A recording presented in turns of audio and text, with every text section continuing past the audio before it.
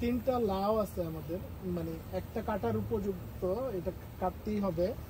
আর এটা বোধহয় কয়েকদিন পরে কাটলে হবে। আরেকটা আছে, আর ছোট ছোট কড়া দেখা যাচ্ছে, জানি না হবে কিনা। এই হচ্ছে অবস্থা। এটা হচ্ছে আমাদের প্রথম লাউ এই বছরে। গত বছর আমরা প্রায় কয়টা 14টা না 16টার মতো লাউ পেয়েছিলাম। এবছর জানি না কি হবে।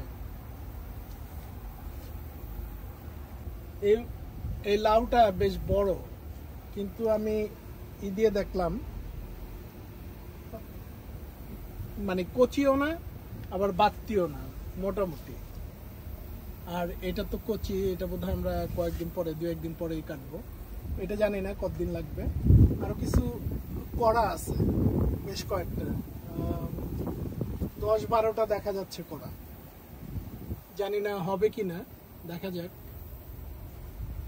এই হচ্ছে আমাদের বিশাল সম্পত্তি। সাধের লাউ বানাইলো মোরে বৈরাগী। ওকে, আমরা লাউটা কেটে ফেলতেছি।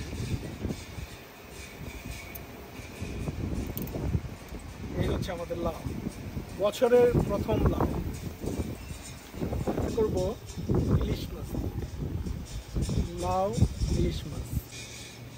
এবং এই লাউ দিয়ে যখন রান্না করবো ইলিশ মাছ, সেটা আপনাদের সাথে শেয়ার করবো, অবশ্যই দেখবেন।